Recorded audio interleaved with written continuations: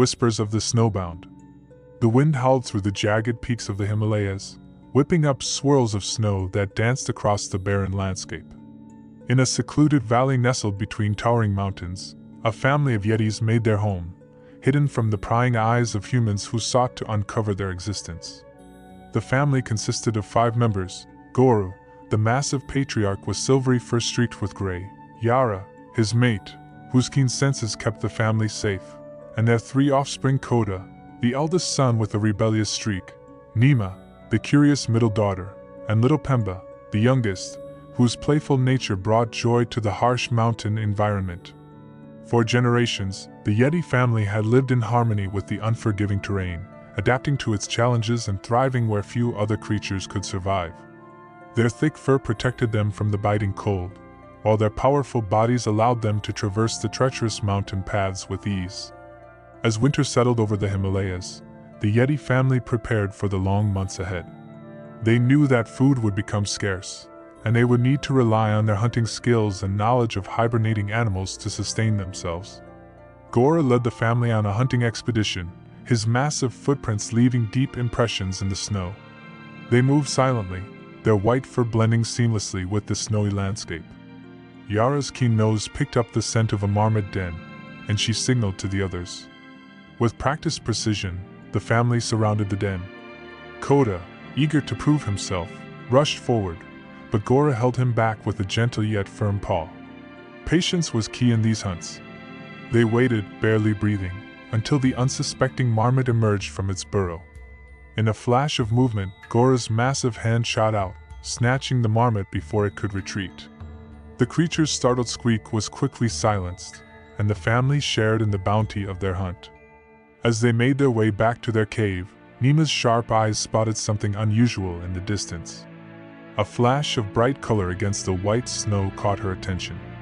She tugged on her father's fur, pointing towards the anomaly. Gora's eyes narrowed as he recognized the threat: humans.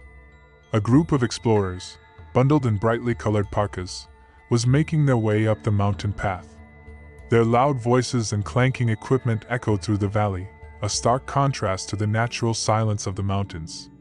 The Yeti family quickly retreated, their footprints disappearing in the swirling snow. They had encountered humans before and knew the danger they posed.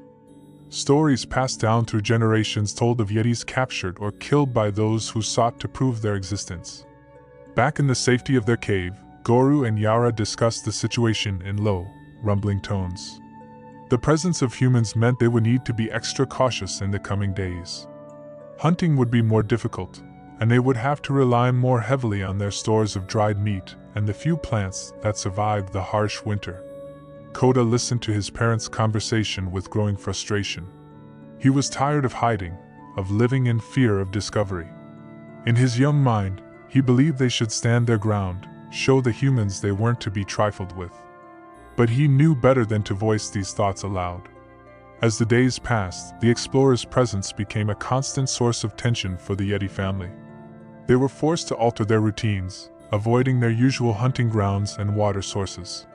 The strain began to show, especially on young Pemba, who didn't fully understand why they couldn't play in their favorite snow-covered meadow. One particularly harsh night, as a blizzard raged outside their cave, Nima noticed Koda's absence. Panic set in as the family realized he must have slipped out, possibly to confront the humans or simply to rebel against the restrictions placed upon them. Guru and Yara exchanged a look of understanding. Despite the danger, they couldn't leave their son out in the storm. With heavy hearts, they prepared to venture out into the blizzard to search for Koda. As Guru and Yara battled against the howling wind and blinding snow, Nima stayed behind to watch over Pemba. The 2 young Yetis huddled together, worry etched on their faces as they waited for news of their brother and parents. Hours passed, feeling like an eternity to the young Yetis. Finally, the sound of approaching footsteps reached their ears. Nima tensed, ready to protect her younger sibling if needed. But her fear turned to relief as she recognized the familiar gait of her family. Guru and Yara entered the cave, supporting a shivering and chastened Koda between them. The young Yeti's fur was caked with ice, and his eyes were wide with the realization of the danger he had put himself in. As the family warmed Koda by the fire, he recounted his misadventure. He had indeed set out to observe the humans more closely, believing he could find a way to scare them off. But the sudden blizzard had disoriented him, and he had quickly become lost in the wide-out conditions. It was then that something unexpected happened. One of the human explorers, separated from his group, had stumbled upon Coda. For a moment, Yeti and human had stared at each other in disbelief. But instead of raising an alarm or attempting to capture Coda, the explorer had simply nodded in understanding and pointed in the direction of the Yeti's home before disappearing back into the storm. This encounter had shaken Coda's preconceptions about humans and made him realize the wisdom in his parents' cautious approach. The family listened to his story with a mixture of relief and concern, knowing that their secret was now known to at least one human. As winter slowly gave way to spring, the Yeti family remained vigilant but noticed a change in the behavior of the human explorers. The group seemed to be making a conscious effort to avoid the areas where they had seen signs of Yeti activity. It was as if an unspoken agreement had been reached: the humans would respect the Yeti's territory, and in return, the Yetis would remain hidden. This uneasy truce allowed the family to return to some of their normal routines. They were able to hunt more freely, and Pemba could once again play in his beloved meadow, though always under the watchful eyes of his family. As the snow began to melt, revealing the first green shoots of spring, the Yeti family reflected on the lessons learned during that long, challenging winter. They had faced danger, both from the unforgiving mountain and the threat of discovery, but had emerged stronger and more united. Goru and Yara took pride in how their children had grown through the experience. Coda had learned the value of caution and the importance of family.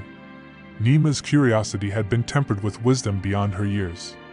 And little Pemba, while still playful, had developed a keener sense of awareness of his surroundings. The family knew that the future would bring new challenges. Humans would likely return to the mountains, driven by their unending quest for knowledge and discovery. But the Yetis were prepared.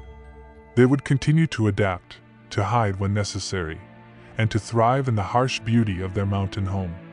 As the last light of day painted the snow-capped peaks in hues of pink and gold, the Yeti family stood at the entrance of their cave, surveying their domain. They were the guardians of this land, the stuff of legends and campfire stories. And as long as the mountains stood, they would remain, elusive and free, a family bound by love and the wild spirit of the Himalayas. In the years that followed, the legend of the Yeti family grew. Mountaineers and explorers reported fleeting glimpses of large, fur-covered creatures moving with impossible grace across treacherous slopes. Mysterious footprints would appear in freshly fallen snow, only to vanish in the next storm.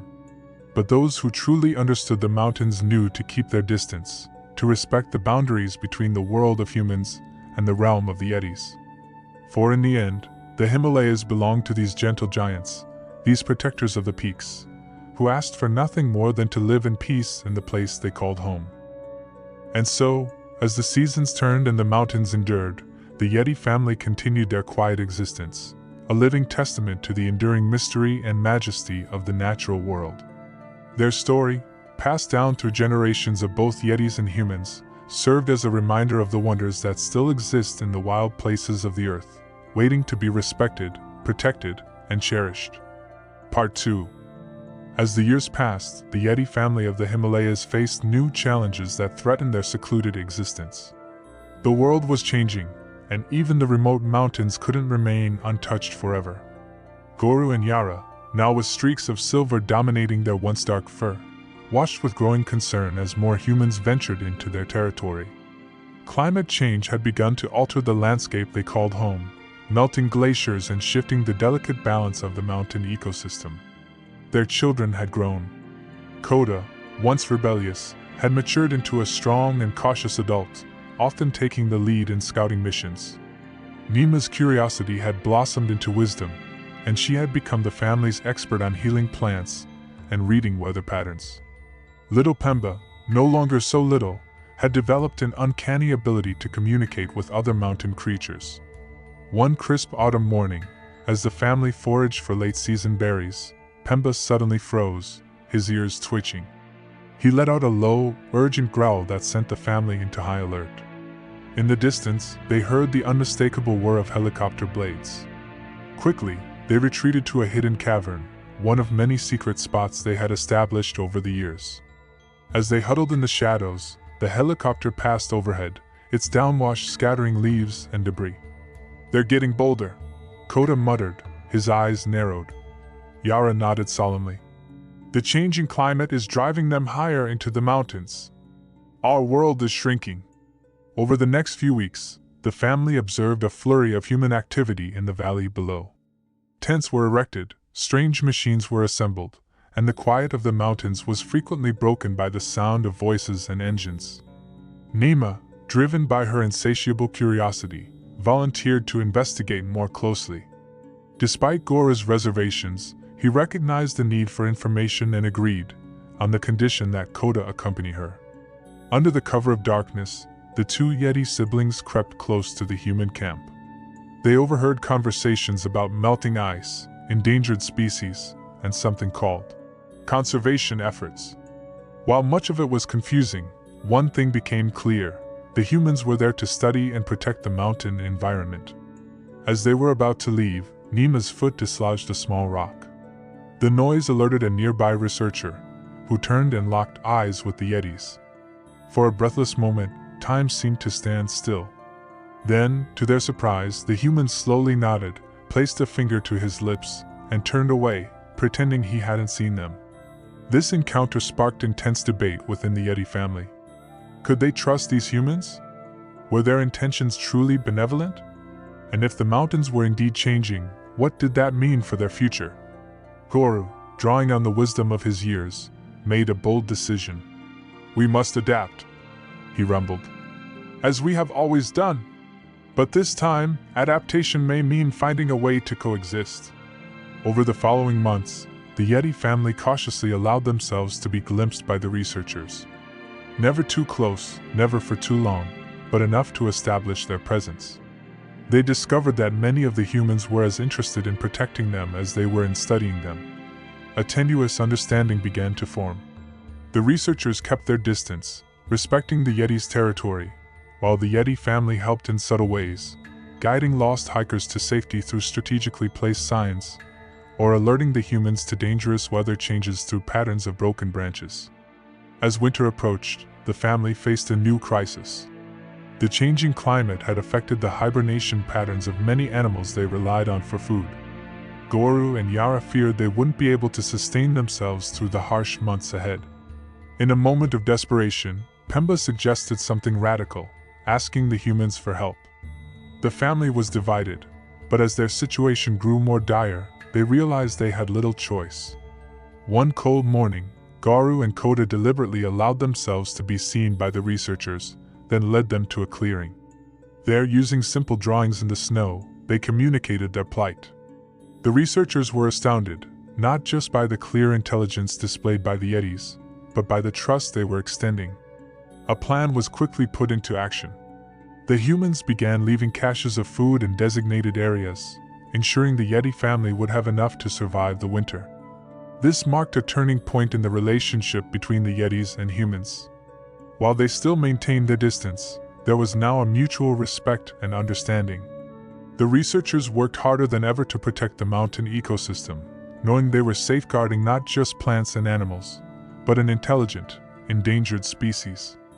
As spring returned to the mountains, bringing new growth and hope, the Yeti family looked to the future with cautious optimism. They had faced unprecedented challenges and emerged stronger, wiser, and with unlikely allies. Gora and Yara watched their children with pride. Kota had become a bridge between their world and that of the humans, often acting as a silent guardian for lost trekkers. Nima worked with the researchers from afar, her knowledge of mountain plants contributing to important conservation efforts. And Pemba had taken on the role of communicator, not just with other animals, but finding creative ways to exchange information with the human researchers. The legend of the Yetis grew, but it was no longer one of fear or mystery. Instead, they became symbols of adaptation, intelligence, and the delicate balance between man and nature. As the family stood on a high peak, overlooking their changing world, Gora spoke softly. "Our ancestors hid from humans to survive. We learned to cautiously interact. Perhaps our descendants will find even greater harmony." Yara leaned against him, her eyes on the horizon. Whatever comes, we will face it together. As a family. As guardians of these mountains. The wind carried their words across the peaks, an echo of hope in a changing world. The Yeti family's journey was far from over, but they faced the future with courage, wisdom, and the unbreakable bonds of love and family. The Curse of the Mountain Shadow. In the remote peaks of China's Sichuan province, where mist-shrouded mountains touch the sky, a tale of terror has been passed down through generations. The villagers of Longxi speak of it in hushed tones, their eyes darting nervously to the looming peaks above. They call it the mountain shadow, a creature of nightmare that stalks the high passes and preys on the unwary. Old Man Chen sits by the crackling fire in the village square, his weathered face illuminated by the dancing flames.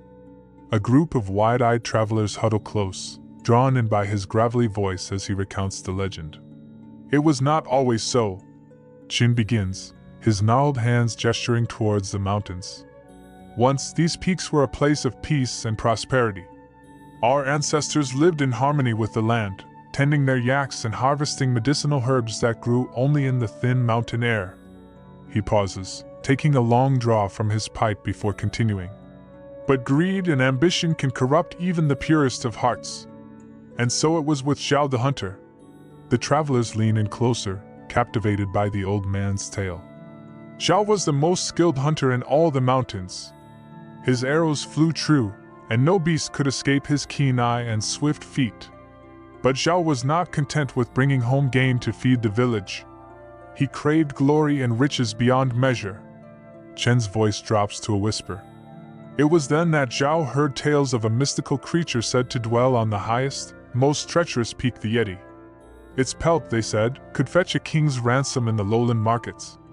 And so, against the warnings of the village elders, Zhao set out to hunt the Yeti. A chill wind howls through the village, causing the travelers to pull their cloaks tighter. Chin continues, his eyes distant as if seeing into the past. 4 days, Zhao climbed higher than any man had dared. The air grew thin, and ice coated his beard. But still he pressed on, driven by visions of wealth and fame. On the 7th day, as a blizzard raged around him, Zhao finally glimpsed his quarry, a massive, white-furred creature moving with surprising grace across a glacier. The old man's voice grows heavy with sorrow. Zhao notched his arrow and took aim. But as he was about to loose his shot, the Yeti turned and looked directly at him. In that moment, Zhao saw not a beast, but a being of deep intelligence and ancient wisdom. He hesitated, his fingers slackening on the bowstring. And in that moment of hesitation, the mountain itself seemed to roar in anger. An avalanche of snow and rock thundered down, sweeping Zhao off his feet. He tumbled down the mountainside, battered by ice and stone, until at last he lay broken at the foot of the peak. Chen pauses, taking another puff from his pipe as the travelers exchanged nervous glances. The villagers found Zhao days later, more dead than alive. His body was twisted and misshapen, his skin as white as snow, and his eyes burned with a cold fire that chilled the soul. Zhao babbled of curses and revenge, of a voice that whispered to him in the howling wind. "We should have left him there," Chen says, his voice filled with regret. "But our ancestors, in their compassion, brought him back to the village and tended to his wounds. It was a mistake that would cost us dearly." The old man's eyes narrow as he continues. As Zhao recovered, he changed. His appetite became insatiable, and he would devour entire yaks in a single night. He grew in size, his limbs elongating grotesquely, until he towered over the tallest man in the village. And the hair, thick, white hairs sprouted all over his body, until he resembled the very creature he had sought to hunt. One terrible night, under the light of a full moon, Zhao's transformation was complete.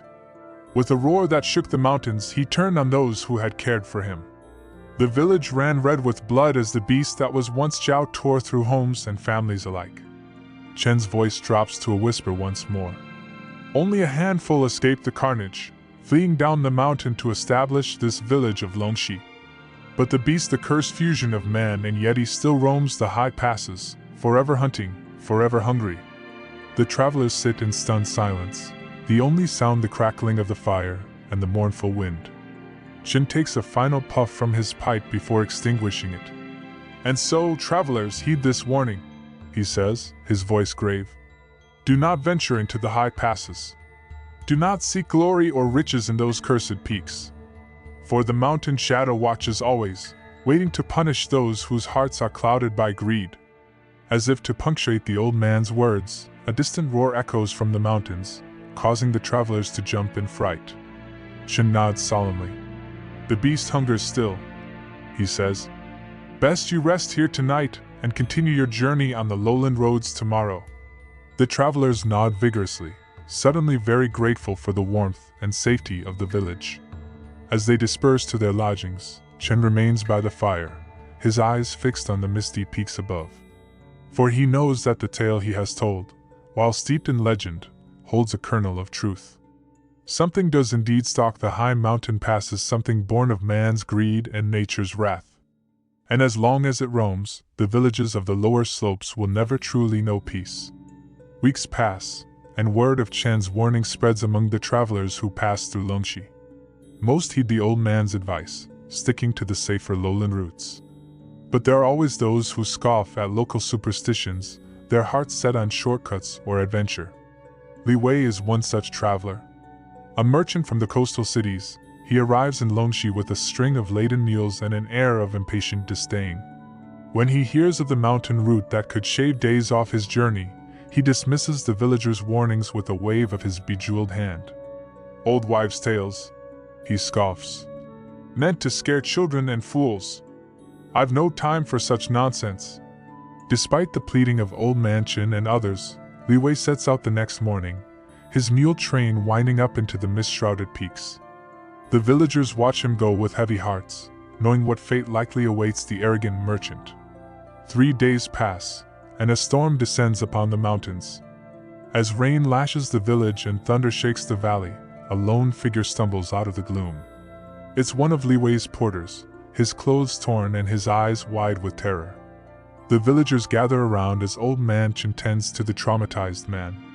Slowly, haltingly, he recounts the horror that befell their group in the high passes. "We were making good time," the porter says, his voice shaking. Li Wei was pleased, already counting the extra coins he'd make with the shorter route. But as we entered a narrow gorge, the mules grew skittish. They brayed and stamped, refusing to go further. The porter's eyes grow distant, reliving the terror. "That's when we heard a roar that shook the very mountains. Li Wei shouted for us to keep moving, but it was too late. It came out of the mist like a nightmare-given flesh." He describes a massive, white-furred creature that moved with terrifying speed. It fell upon the mule train, scattering animals and men alike. The porter speaks of Li Wei's screams as the beast tore him apart, of the other porters falling to its savage attacks. "I ran," he says, shame and fear mingling in his voice. "I ran and didn't look back. I could hear the screams echoing off the mountains for hours as I fled." The villagers exchange grim looks. Old Man Chen nods sadly, unsurprised by the tale. He offers what comfort he can to the traumatized porter, but his mind is troubled. The beast is growing bolder, venturing closer to the inhabited slopes than ever before. That night, as the storm rages on, the village elders gather in Chen's home to discuss what must be done. Some argue for abandoning the village entirely, fleeing to the safety of the lowlands. Others insist they must find a way to destroy the creature once and for all. As dawn breaks, a decision is reached. They will send word to the provincial capital, requesting aid from the government. Surely, with modern weapons and trained soldiers, the beast can be brought down. Weeks pass as the village waits for a response. The summer wanes, and still no word comes from the capital. The villagers grow increasingly anxious, jumping at every sound from the mountains. Then, one crisp autumn morning, a military convoy arrives in Longxi. Captain Zhang Fei, a decorated veteran of border conflicts, leads a unit of 30 elite soldiers armed with the latest rifles and equipment. The captain listens to Old Man Chen's recounting of the legend with poorly concealed skepticism. But he is a professional, and the reports of the attacks are too numerous to ignore entirely. "We'll sweep the high passes," Zhang Fei announces. "If this mountain shadow exists, We'll find it and eliminate the threat. The villagers watch with a mixture of hope and trepidation as the soldiers march up into the mountains. Old Man Chin shakes his head slowly, muttering. They do not understand what they face. For 3 days, the village holds its collective breath.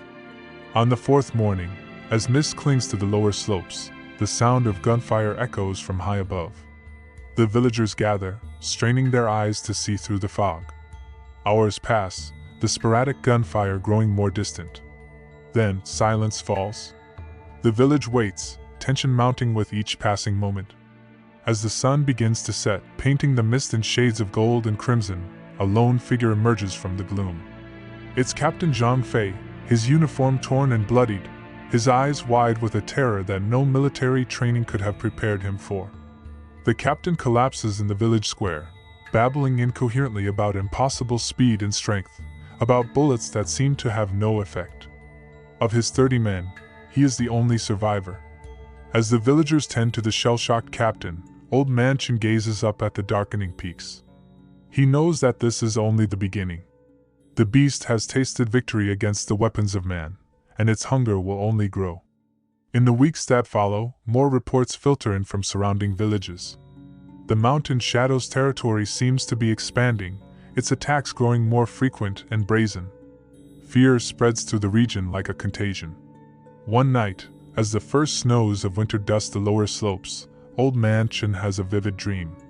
He sees the Yeti that Zhao encountered all those years ago, its eyes filled with a profound sadness. In the dream, the creature speaks, its voice like the wind through ancient pines. The balance is broken, it says. What was sundered must be made whole. Chin wakes with a start, the words echoing in his mind. As he lights his pipe with trembling hands, he begins to understand. The curse that created the mountain shadow was born of a moment when man and nature were thrown out of balance. To end it, that balance must be restored. The old man knows what he must do, though the thought fills him with dread. He must climb the sacred peak, as Zhao did all those years ago. But where Zhao went with greed in his heart, Chin will go in a spirit of humility and respect. As dawn breaks, Chin sets out alone, armed only with his walking stick and a lifetime of knowledge gleaned from the mountains. The villagers watch him go, understanding in their hearts that the fate of their homes and families rests on the old man's shoulders. 4 days, Chin climbs, his aged body protesting every step. The air grows thin, and the cold seeps into his bones. But still he presses on, driven by a purpose greater than himself. On the 7th day, as a bitter wind howls around him, Chen reaches the glacier where Zhao first encountered the Yeti. His strength all but spent, he sinks to his knees in the snow. "Great Spirit of the mountain," he calls out, his voice barely a whisper in the wind. "I come seeking balance, seeking peace." For long moments, there is only the sound of the wind. Then, a shadow falls across Chen. He looks up to see the mountain shadow looming over him, its eyes burning with cold fire. But Chen feels no fear. He sees beyond the monstrous form to the tortured soul within. Slowly, his joints creaking in protest, the old man stands. He opens his arms wide, offering himself to the beast. "I give freely what was taken by force," he says. "Let my life restore the balance." The mountain shadow roars, raising its massive arms to strike. Chen closes his eyes, at peace with his fate. But the killing blow never comes. Instead, Chen feels a gentle touch on his shoulder. He opens his eyes to see the Yeti standing before him, its wise eyes filled with compassion. In that moment of connection, the curse is broken. The mountain shadow shimmers and fades, leaving only Zhao human once more, though aged beyond his years. He falls to his knees, weeping with relief and remorse. The Yeti nods solemnly to Chen before turning and vanishing into the swirling snow. Its task complete, it returns to the realm of legend and mystery. Chen helps Zhao to his feet, and together the two old men begin the long descent to the village. As they emerge from the mist days later, the villagers greet them with joy and astonishment. The legend of the mountain shadow fades into memory, replaced by a new tale, one of courage, sacrifice, and the enduring bond between man and nature. And though travelers still speak in hushed tones of the high mountain passes, it is with reverence rather than fear. For in those mist-shrouded peaks, if one's heart is pure and one's spirit humble, they say you might just catch a glimpse of an ancient, gentle creature, a guardian of balance, watching over all with timeless wisdom. Part 2. The village of Longxi had found peace after Old Man Chen's courageous journey to restore balance to the mountains. The legend of the mountain shadow had faded into memory, replaced by tales of harmony and respect between man and nature. The villagers continued their lives, tending to their yaks and harvesting the medicinal herbs that grew in the thin mountain air, always mindful of the lessons learned from the past. Years passed, and the village thrived. The younger generation, who had grown up hearing the stories of Old Man Chen and the Yeti, held a deep respect for the mountains and the creatures that called them home. Among them was Mei, a spirited young woman with a keen interest in the natural world. She had inherited her grandfather's curiosity and love for the mountains, and she often ventured into the high passes to study the flora and fauna. One crisp autumn morning, as Mei prepared for another expedition, her grandmother, Li Na, approached her with a worried expression. "Mei, be careful," Li Na said, her voice tinged with concern. "The mountains are unpredictable, and there have been strange occurrences lately. Some of the villagers have reported hearing eerie howls at night, and a few have seen shadows moving in the mist." Mei nodded, understanding her grandmother's concern. "I'll be cautious, grandmother. I promise." With that, Mei set off, her pack filled with supplies and her heart filled with excitement. She climbed higher and higher, the air growing thinner and colder with each step. As she reached a familiar plateau, she paused to catch her breath and take in the breathtaking view. Suddenly, a distant howl echoed through the mountains, sending a shiver down Mei's spine. She remembered her grandmother's warning and decided to investigate. Following the sound, she ventured deeper into the high passes, her senses alert. As she rounded a bend, she came upon a sight that took her breath away. A massive, white-furred creature stood at the edge of a glacier, its eyes glowing with an otherworldly light. It was the Yeti, the guardian of the mountains, and it was not alone. Beside it stood a smaller figure, a young Yeti, its fur still tinged with the gray of youth. Mei's heart pounded in her chest as she watched the two creatures. She knew she had to approach with caution and respect. Slowly, she stepped forward, her hands raised in a gesture of peace. The Yeti turned its gaze towards her, its eyes filled with a deep, ancient wisdom.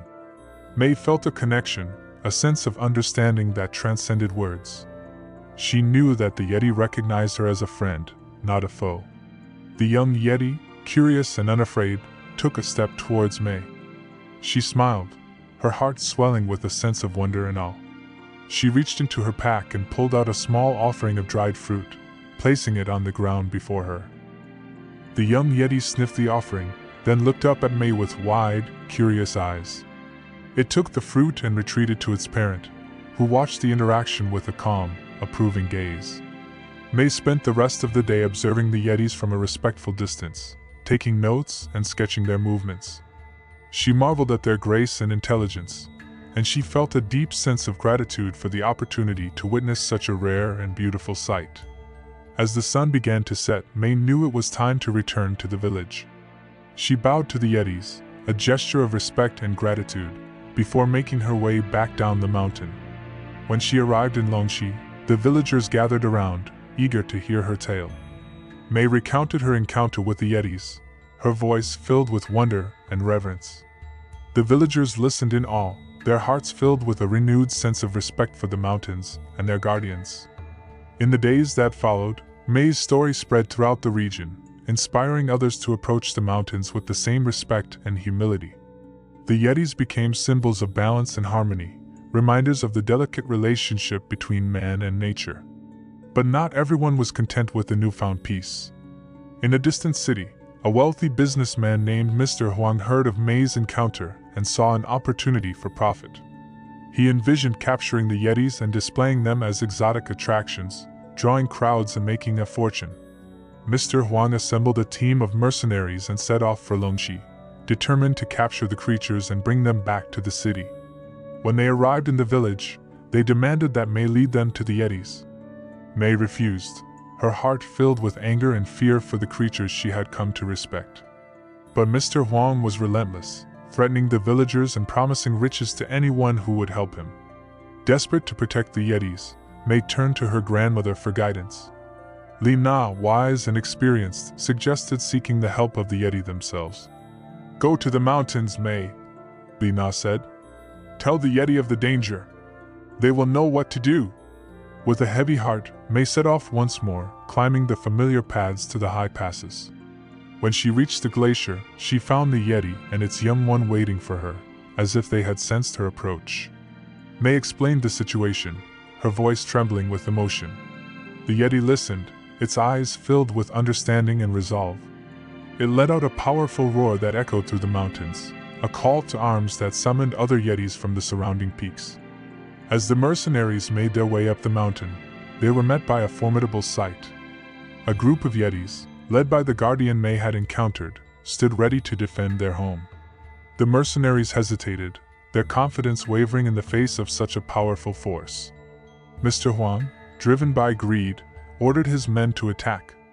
But the Yetis, with their strength and agility, quickly overpowered the intruders. The mercenaries fled in terror, leaving Mr. Huang to face the wrath of the guardians alone. The Yeti approached Mr. Huang, its eyes burning with a cold fire. Mei stepped forward, her voice calm but firm. "Leave this place," she said, "and never return. The mountains are not yours to exploit." Mr. Huang, trembling with fear, nodded and stumbled down the mountain, vowing never to return. With the threat gone, the Yetis turned to Mei, their eyes filled with gratitude. She knew that their bond had grown stronger, forged in the fires of adversity. When Mei returned to Longxi, the villagers greeted her with cheers and applause. They celebrated their victory and the newfound alliance with the Yetis, knowing that their future was now intertwined with the guardians of the mountains. In the years that followed, Mei continued her work, studying the natural world and advocating for the protection of the mountains and their inhabitants. The Yetis became symbols of hope and resilience, their presence a reminder of the importance of balance and respect. The legend of the mountain shadow had been transformed into a tale of harmony and cooperation, a story that inspired generations to come. And as long as the mountains stood, the Yetis would remain, watching over their home and the people who had learned to live in harmony with the natural world. Mei's legacy lived on, her name remembered as a bridge between two worlds. The villagers of Longxi continued to honor the Yetis, their hearts filled with gratitude for the guardians who had protected them and their home. And so, the mountains remained a place of wonder and mystery, a testament to the enduring bond between man and nature. The Yetis, once feared and misunderstood, had become symbols of hope and guardians of the peaks, their legacy etched into the very fabric of the land they called home. The frozen mystery of Dyatlov Pass. The harsh wind howled across the snow-covered slopes of the Ural Mountains, carrying with it an eerie silence that seemed to whisper of untold secrets.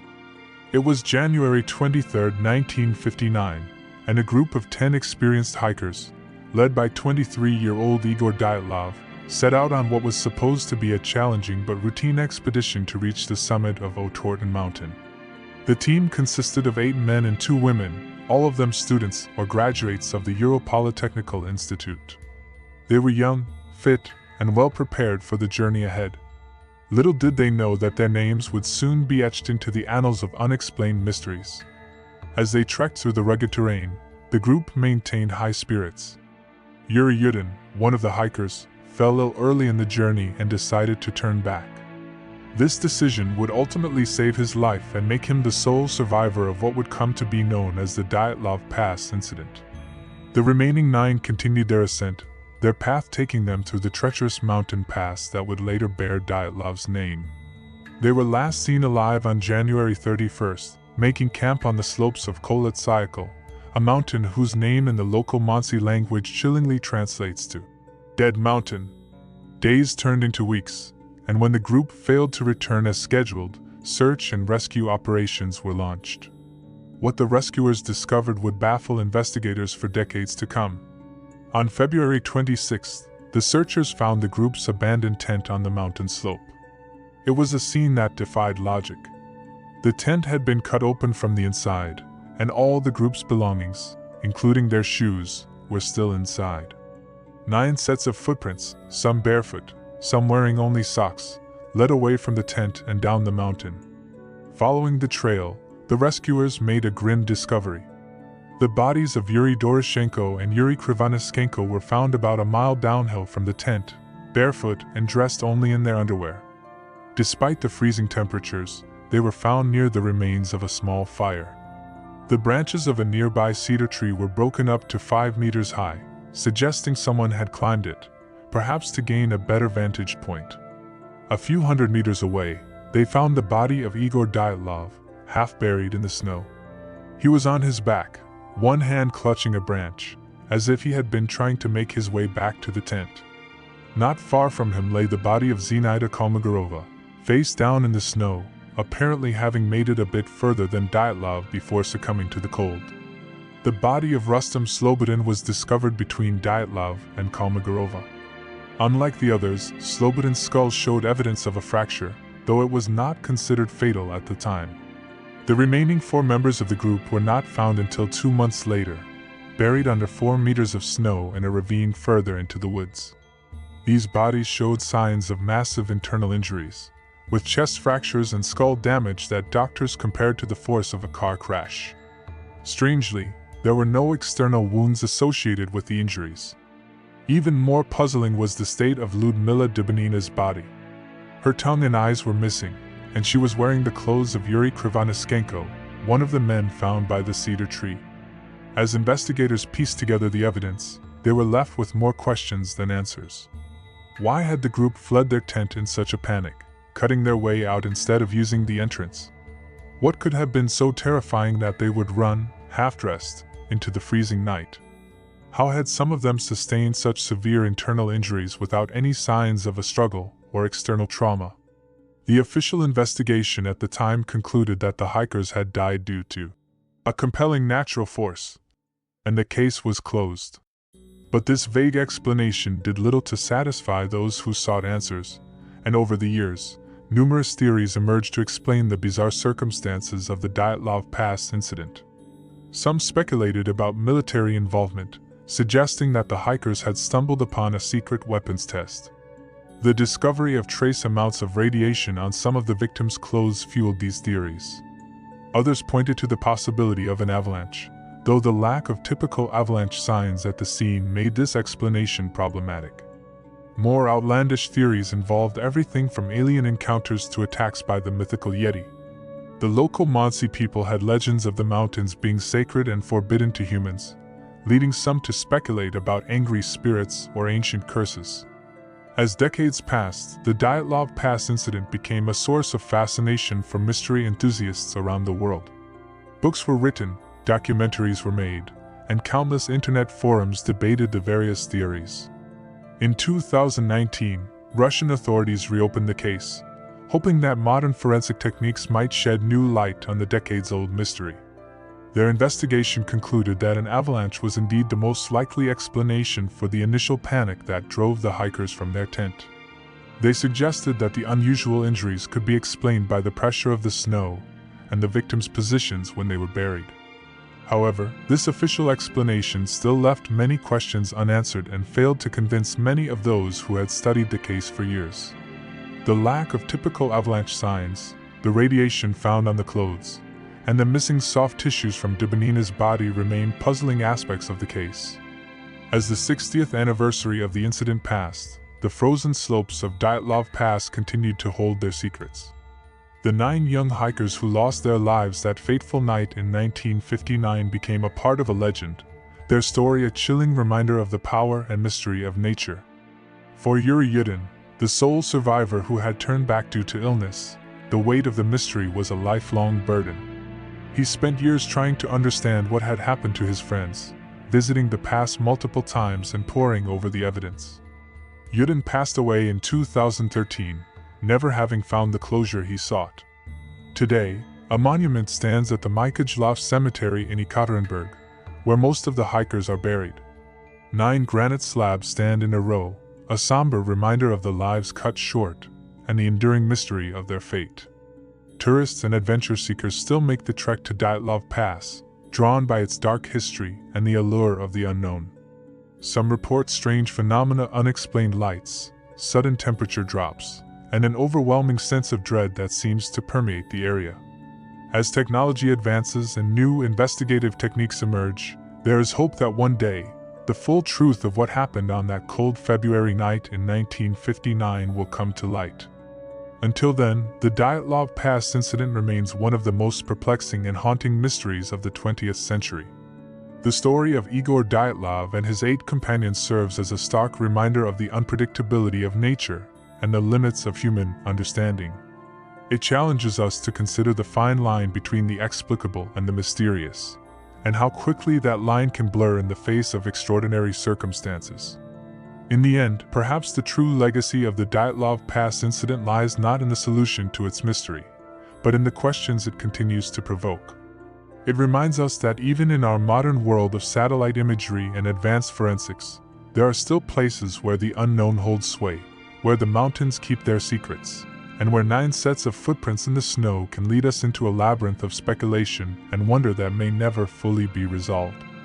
As long as the wind howls through Dyatlov Pass and snow blankets its unforgiving slopes, the mystery will endure, a chilling testament to a night when something, be it natural, supernatural, or simply beyond our current understanding, turned a routine hiking expedition into one of the most enduring enigmas of our time.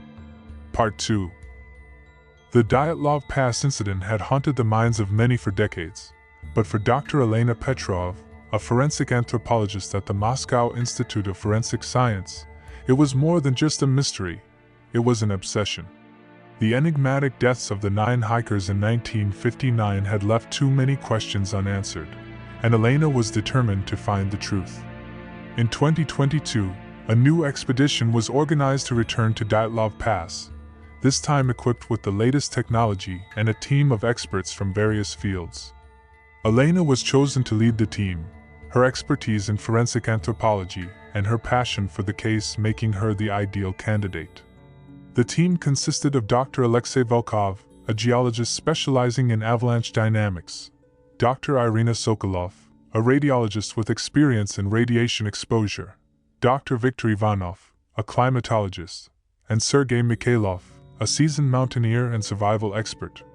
Together, they hoped to uncover new evidence and finally solve the mystery that had eluded investigators for over 6 decades.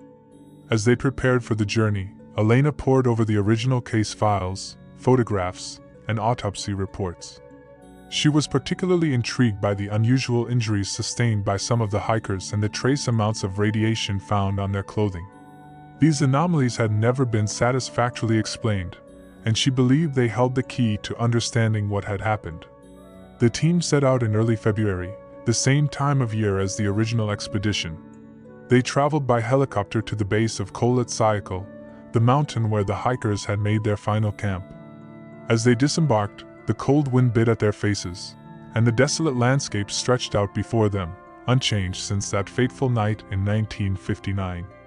Sergei led the way, his experience in the mountains invaluable as they navigated the treacherous terrain. The team set up a base camp near the site where the hiker's tent had been found, and Elena felt a shiver of anticipation as she looked around.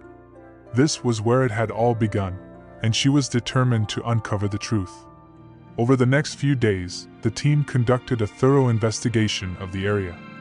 Alexei analyzed the snow and ice patterns, looking for signs of an avalanche or other natural phenomena that could explain the hikers' panic. Irina used a portable radiation detector to scan the site, while Viktor collected climate data to understand the weather conditions at the time of the incident. Elena focused on the forensic evidence, examining the remains of the hikers' camp and the surrounding area. She was particularly interested in the footprints leading away from the tent, which suggested that the hikers had fled in a state of extreme fear. What could have caused such terror?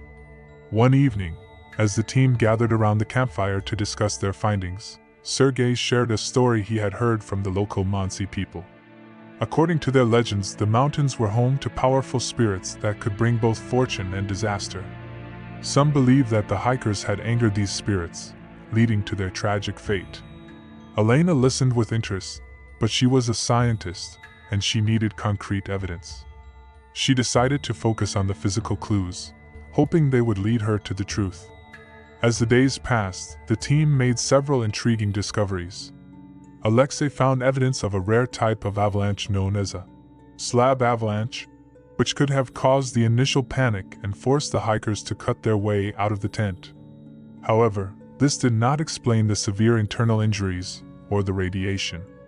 Irina's scans revealed elevated levels of radiation in certain areas, consistent with the original findings. She speculated that the hikers might have been exposed to radioactive material, but the source remained a mystery. Victor's climate data suggested that the weather conditions on the night of the incident had been unusually severe, with sudden temperature drops and high winds. This could have contributed to the hikers' disorientation and hypothermia, but it still didn't account for the more puzzling aspects of the case. One afternoon, as Elena was examining the area near the cedar tree where two of the hikers had been found, she noticed something unusual. A small, metallic object was partially buried in the snow. She carefully dug it out and examined it closely. It appeared to be a fragment of a device, possibly military in origin. Elena's heart raced as she realized the significance of her discovery. Could this be the missing piece of the puzzle? She called the team together and showed them the fragment. Alexei and Irina agreed that it looked like part of a military device, possibly related to a secret weapons test. The team decided to expand their search, looking for more evidence of military activity in the area. They scoured the surrounding terrain, and their efforts were soon rewarded. They found several more fragments, as well as traces of unusual chemical compounds in the snow. As they pieced together the evidence, a new theory began to take shape. It seemed increasingly likely that the hikers had stumbled upon a secret military test, possibly involving radioactive materials. The sudden appearance of the device could have caused the initial panic, and the radiation exposure could explain the unusual injuries and the elevated levels of radiation found on the hikers' clothing. Elena felt a sense of vindication as the pieces of the puzzle began to fit together. However, she knew that their findings would need to be verified and corroborated by further investigation. The team returned to Moscow with their evidence, and Elena presented their findings to the authorities.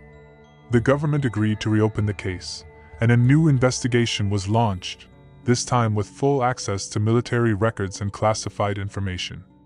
As the investigation progressed, more evidence emerged to support the theory of a secret military test. Declassified documents revealed that the area had indeed been used for experimental weapons testing in the late 1950s, and the presence of radioactive materials was confirmed. The new investigation concluded that the hikers had likely been accidental victims of a military test gone wrong. The sudden appearance of the device had caused them to flee their tent in a state of panic, and the exposure to radiation had led to their unusual injuries and deaths. The findings were made public, and the mystery of the Dyatlov Pass incident was finally laid to rest. While the truth was tragic, it brought a sense of closure to the families of the hikers and to those who had spent decades searching for answers. For Elena, the resolution of the case was both a professional triumph and a deeply personal achievement. She had dedicated years of her life to uncovering the truth, and now she could finally put the mystery to rest. As she stood at the memorial in Ekaterinburg, paying her respects to the 9 hikers who had lost their lives, Elena felt a profound sense of connection to their story. She knew that their legacy would live on, not just as a cautionary tale of the dangers of the unknown, but as a testament to the enduring human spirit and the relentless pursuit of truth. The Dyatlov Pass incident had been one of the most perplexing and haunting mysteries of the 20th century, but thanks to the dedication and perseverance of those who sought answers, the frozen shadows of the past had finally been illuminated. And as the wind howled through the Ural Mountains, carrying with it the echoes of a long-forgotten night, the spirits of Igor Dyatlov and his companions could finally rest in peace, their story a reminder of the fragile line between the known and the unknown, and the enduring quest to bridge that divide.